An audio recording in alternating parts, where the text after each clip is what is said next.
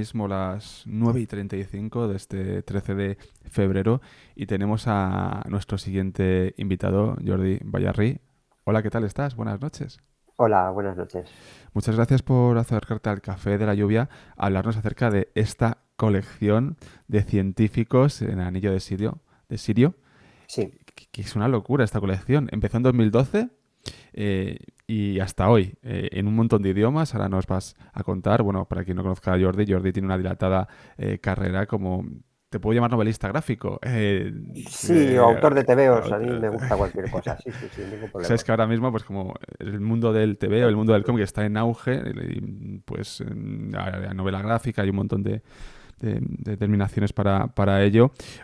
Vamos a hablar de esta colección, Jordi, pero para que la gente te conozca, ¿cuáles son tus primeras aproximaciones al mundo del TVO? Imagino que en tu infancia, ¿no? Empiezas a asomarte a este mundo. Háblanos de esas aproximaciones que luego entiendo que también han sido una influencia para ti a lo largo de todos estos años. Sí, sí, claro. Bueno, pues yo empiezo con los tebeos, pues como empezábamos todos en mi generación, ¿no? Leyendo tebeos, sobre todo, pues los clásicos tebeos de humor que se consumían aquí en los 70, los 80, pues de Bruguera, Mortadelo, Zipizape, todas estas cosas. Que así fue como yo aprendí a leer tebeos y aprendí pues, a amar los tebeos también, ¿no? Y, y paralelamente, pues tenía otra afición que era dibujar. Eh, no sé si influenciada una cosa por la otra o no, pero bueno, el caso es que me gustaba dibujar, me gustaban los cómics y al final llega un momento que quieras que no, pues unes los dos extremos, digamos, de la misma pasión y decidí que lo que quería era esto, era hacer cómics. Y sí que es verdad que, bueno, pues yo estuve muy influenciado por esos primeros cómics que leía de pequeño. Luego pasé a leer cómics ya, pues también bastante clásicos que hemos leído todos, como Asterix, Tintín, Los Pitufos, este tipo de cosas, ¿no? Que también es un tipo de cómic que me gusta mucho.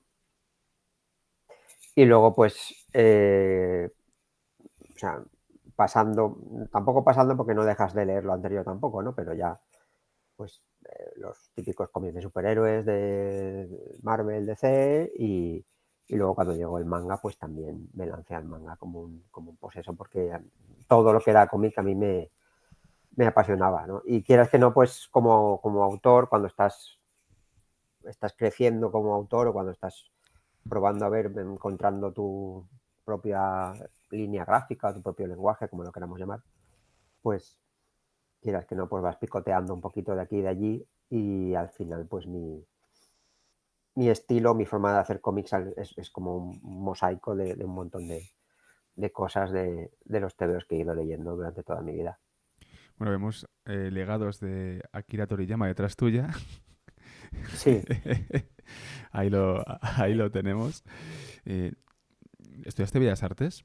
sí, Que fue, digamos, esa herramienta también que tuviste, ¿no? Para, aparte de toda la influencia de la lectura, eh, tus prácticas, pues ese pegamento que te ayudó, ¿no? A conformarte también como artista. sí, lo que pasa es que, bueno, sí que es verdad que el Bellas Artes te da como una base artística y formal que te da muy bien. Aunque también es verdad que en Bellas Artes, como se lo tienen muy creído, pues el tema del cómic lo ven como de segunda, ¿no?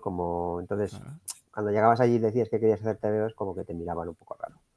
Pero bueno, la verdad es que sí que en general es una experiencia bastante positiva por eso, porque aprendes un montón de cosas que también puedes, llegado el caso, incorporar a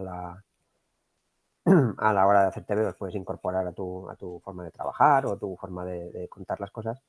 Y luego también es que en Bellas Artes coincidí con un montón de colegas que también hacían cómics como yo y fue cuando entre todos pues empezamos un poco a meternos más en el mundo más profesional, digamos. ¿cómo llegas a estos científicos? ¿Qué es lo que te hace caer en ellos? Pues, Yo es que cuando empecé, precisamente cuando empecé con estos compañeros de la facultad a hacer fanzines y a meternos en la autoedición, yo empecé con cómics más para adultos, ¿no? Más de, pues tenía uno erótico y otro más de ciencia ficción, que se llamaba Alien College también, que bueno, ya digo, estaban muy influenciados por los cómics que había leído yo de manera más reciente, ¿no? Eh, pero siempre tenía por ahí, en segundo plano tenía la idea de hacer algo de cómic más infantil o más juvenil, porque era el tipo de cómic que yo había leído de pequeño y me había gustado mucho.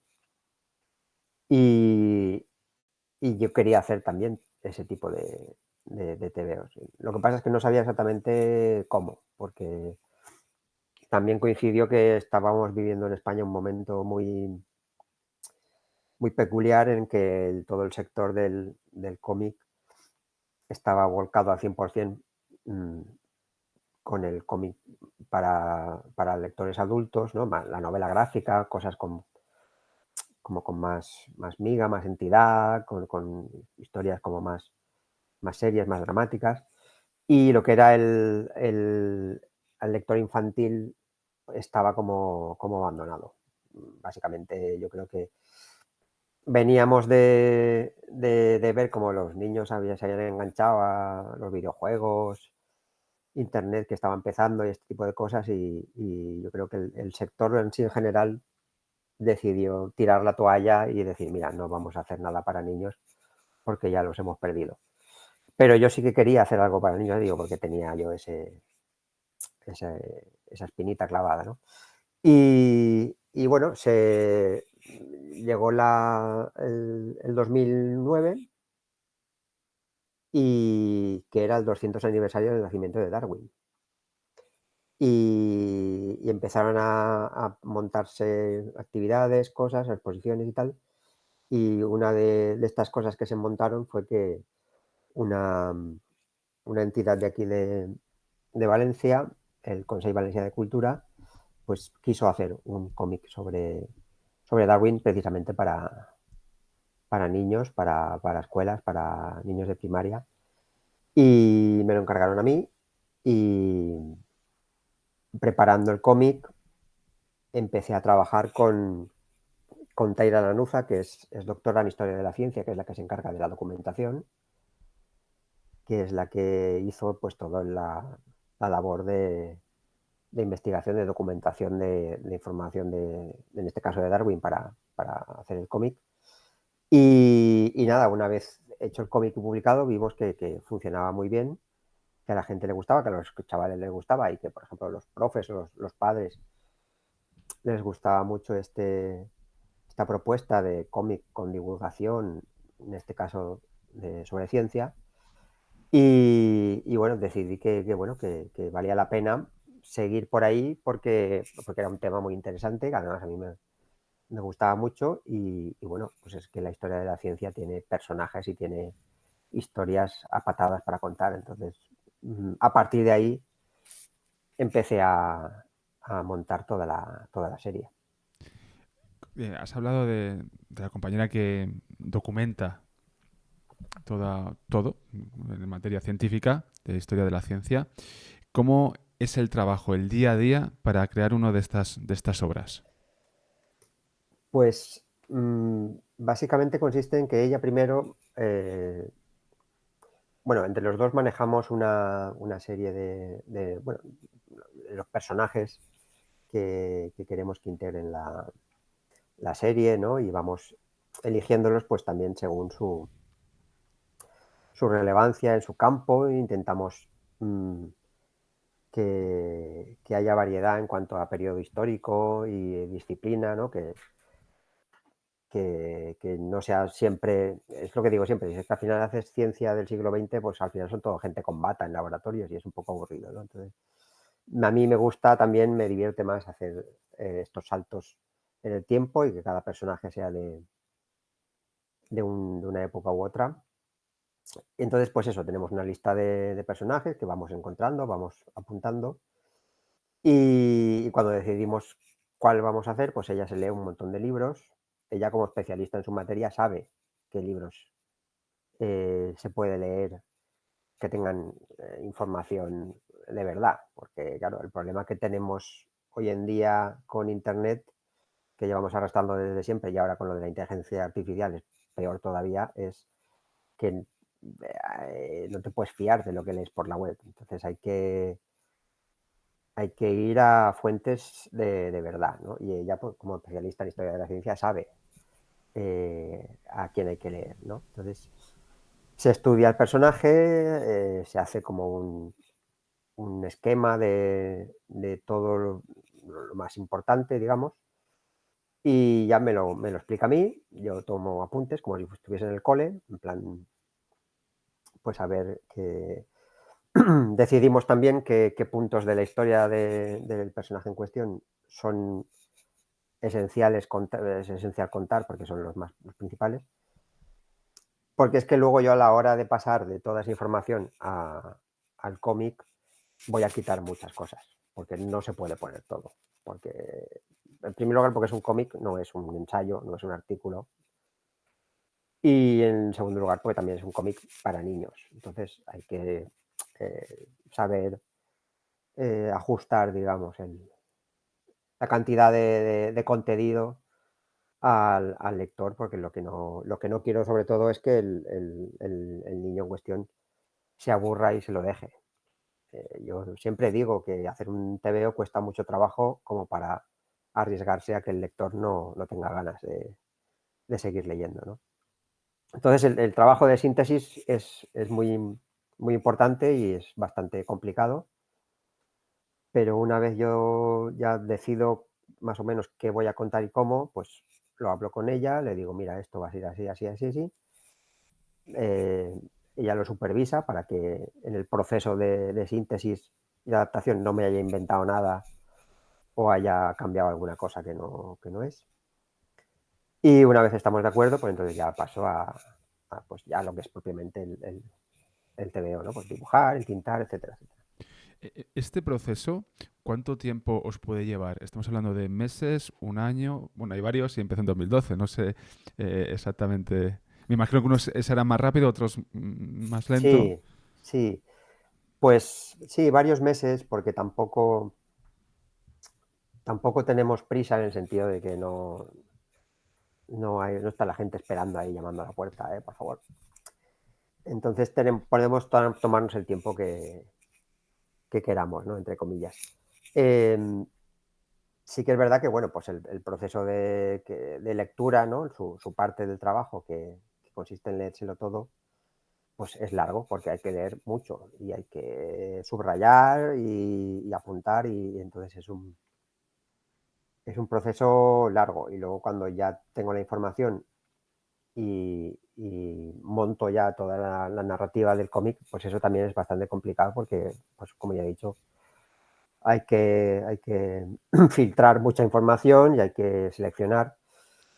Entonces son varios meses. Al final sí que es verdad que preparar el cómic siempre yo diría que cuesta más tiempo que dibujarlo cuando ya está todo bien pensado.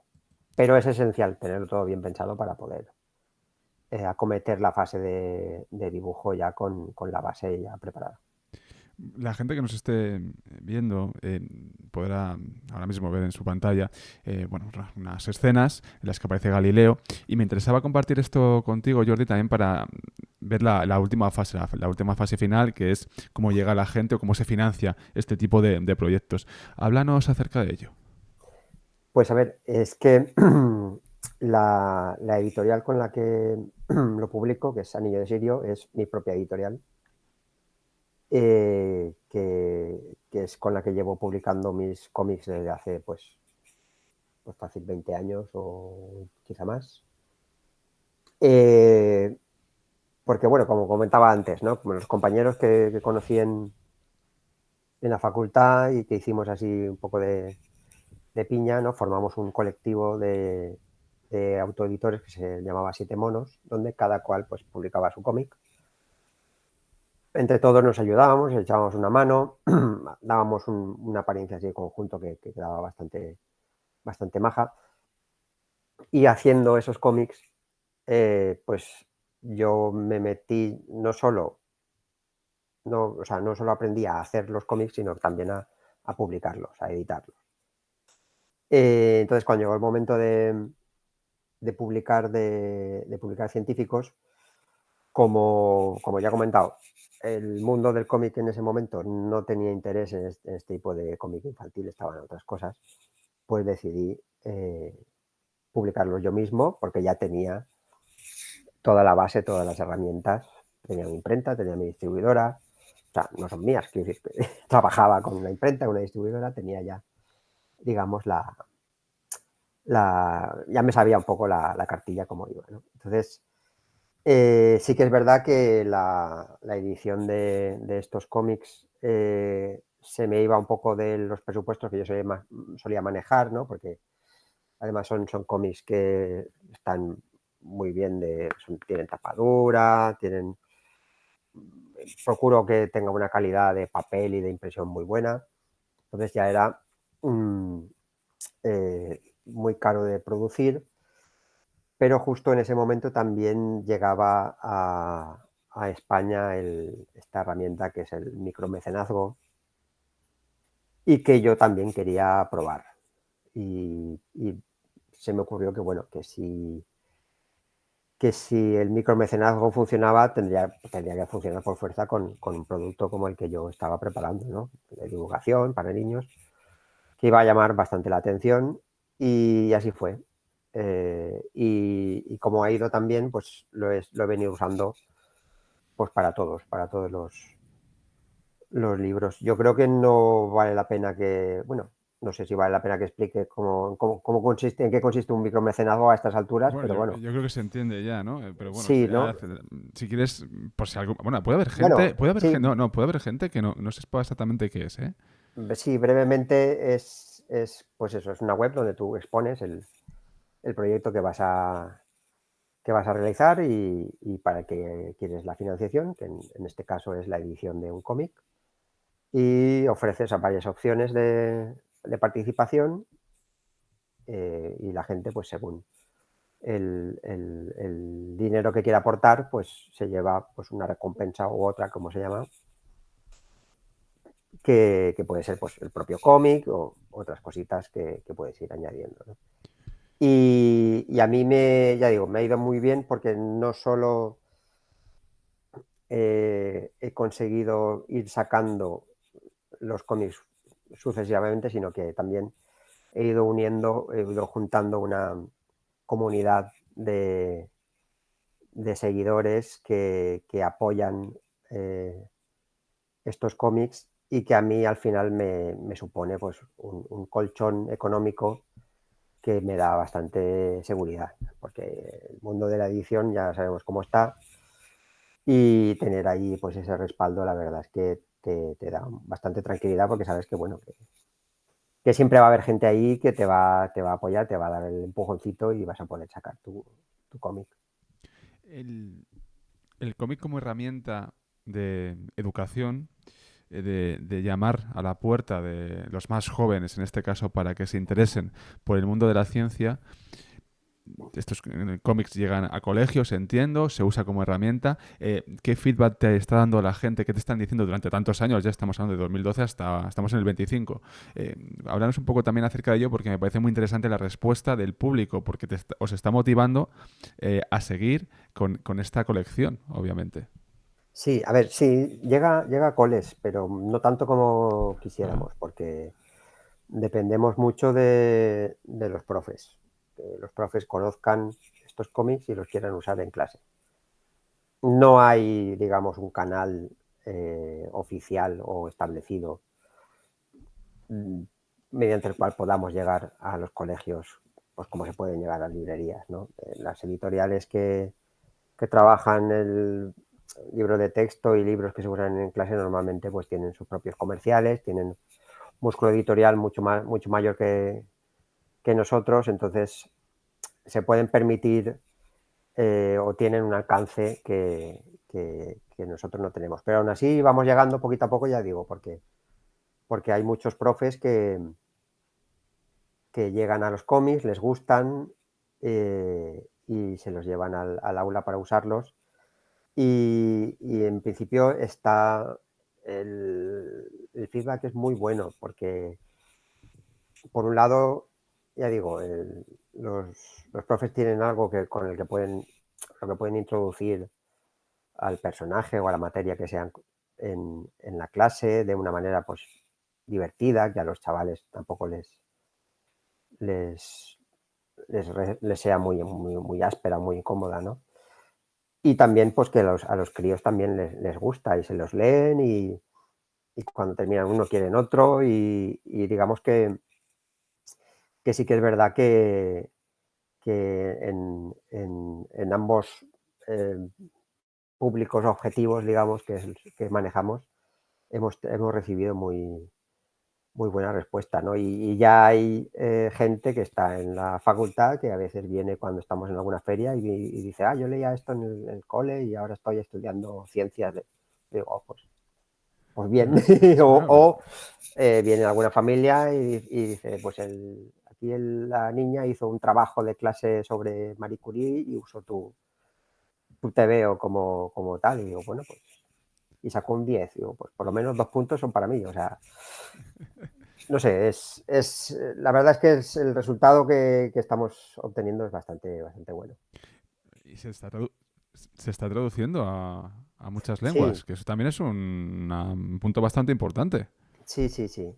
Sí, también porque es un tema bastante universal, son personajes, la mayoría bastante conocidos, que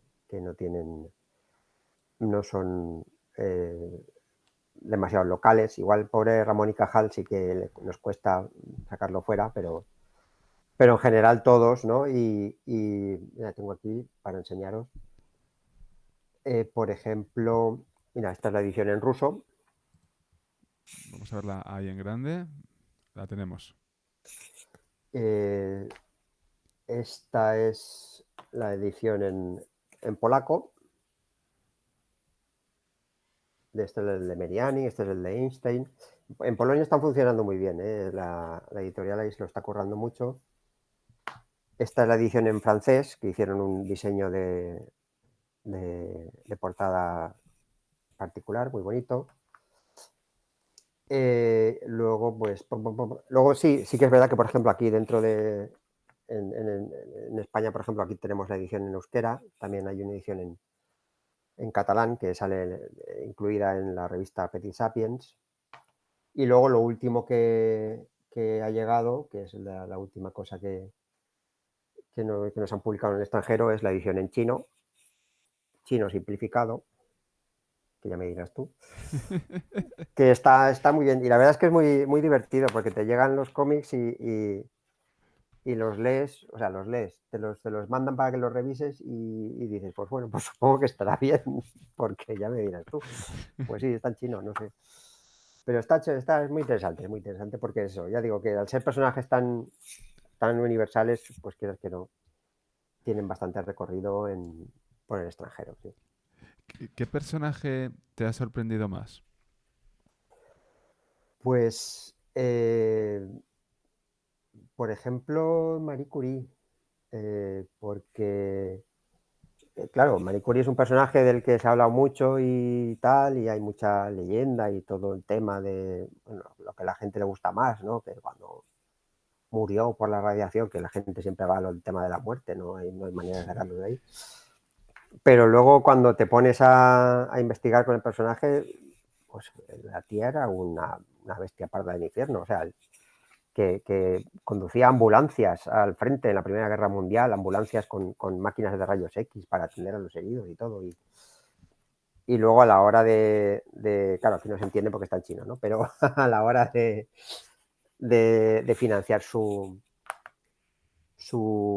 investigaciones, hizo micromecenazgo, o sea, para conseguir fondos para poder seguir con sus investigaciones, ¿no? Que al final dices, pues bueno, estoy aquí yo haciendo micromecenazgo para hacer un cómic sobre Marie Curie que hizo micromecenazgo para hacer su investigación, ¿no? Y no sé, en general, de cada personaje que hacemos algo, siempre nos llevamos alguna sorpresa, porque aunque son personajes conocidos, la verdad es que no hay muchas cosas que el público en general no sabe. ¿Y cuál es el reto al que te has enfrentado de estos personajes? El más complejo, ¿no? A lo mejor incluso algún personaje te ha no, costado no es la palabra, sino que está supuesto un reto mayor, simplemente. Sí, no, pues, sí que ha costado, sí. Por ejemplo, Einstein. Einstein costó mucho porque, aparte de tener una vida muy, muy intensa, había muchas cosas que contar. Claro, para intentar hacer un hilo conductor con su investigación, que es un poco, al final yo intento, no quiero explicar demasiada ciencia, pero sí la justa para que se entienda un poco cómo el personaje en cuestión va investigando esto, que le lleva a lo otro, que, ¿sabes? Intento crear eso, un hilo conductor de la narración de la historia del personaje en cuestión, ¿no? Y en el caso de Einstein era, era muy complicado porque, claro, había que explicar la relatividad y este tipo de cosas, y yo decía, ¿y esto cómo narices lo explico yo? Para que se entienda por lo menos lo justo, para que se sepa que este hombre pasó de aquí a aquí, de aquí a aquí, y este sí que fue un dolor de cabeza bastante, bastante grande. De hecho, normalmente cuando preparo un cómic uso una libretita donde voy apuntándolo todo, donde hago todos los bocetos, donde hago toda la planificación del cómic. Bueno, pues para este usé dos, porque, porque no tenía, había demasiadas cosas que contar, y de verdad es que el acto de síntesis fue muy complicado, y lo que fue explicar un poquito el tema científico también tuvo su miga. ¿Con qué estás ahora, con qué estás ahora liado? ¿Qué? Pues ahora tengo dos cosas en marcha. Una es otra serie de cómics de divulgación histórica que se llama History Comics, que se parece un poco a, sobre todo gráficamente, a Colección Científicos, pero es un poco más, menos formal, o sea, menos serio, porque al final la biografía, claro, te da poco margen para inventarte nada, ¿no? Entonces, quería hacer algo que fuese un poquito más ligero, que me permitiese también hacer algo con más aventura, más humor, explicando también contenido histórico, pero con más, ya digo, que no me atase tanto como la biografía, porque claro, explicas la vida de una persona, pues oye, la vida que es, tampoco tiene más. Entonces acabo de sacarle estos dos cómics, el de la prehistoria, otro de Antigua Grecia, y estoy preparando los dos siguientes, que uno será sobre Egipto y otro sobre Alejandría. El plan es ir haciendo un poco, aunque sí que van a tener un orden cronológico, pero yo voy a ir un poco a salto de mata según me apetezca, ya digo, porque me, me aburro menos, y yo creo que esto se nota luego a la hora de... Cojo los cómics con más ganas, si no siempre lo mismo. Y luego de colección científicos estoy preparando el siguiente, que todavía no tiene fecha, que será sobre Katherine Johnson, que es esta matemática afroamericana que trabajó en la NASA en los 60. Y más o menos en eso estoy. Bueno, no es poca cosa. Sí, sí. No es poca cosa. Y para adquirir los cómics, ¿están en librerías? ¿Se puede por tu web? ¿Cómo la gente que quiera comprar los cómics? Sí, los cómics están en todas las... Deberían. En principio están en todas las librerías. Tenemos distribución a nivel nacional. Sobre todo librerías de cómics, será más fácil encontrarlos, porque es un mercado en el que nos movemos con un poco más de libertad. Y luego, pues sí, en la web de la editorial, en anillodesitio.com, que ahí los tienen todos. Me- Y sí, Y me preguntan desde el chat, ¿y los de otras lenguas? esos es que no los publico yo, por lo tanto no los vendo. O sea, los que os he enseñado son las muestras que me mandan de los editores de cada país, que te tienen que mandar siempre algunos ejemplares de muestra. Eso es ir a buscarlos en cada idioma y el editor del país que sea, pues que te los venda, porque yo, por desgracia, no, esos no los tengo. Es que parece que el de chino lo está petando. Vaya, Oye, Jordi, va a ser un auténtico placer charlar contigo. De verdad, gracias por asomarte a este café. encantado. Y ya volveremos a las andadas. Sí, sí, Cuídate, yo cuando saques más cositas, yo tranquilo, que yo te daré la paliza. cuídate mucho, amigo. Muchas gracias. Gracias. Buenas Buenas noches. noches. Adiós, adiós, adiós.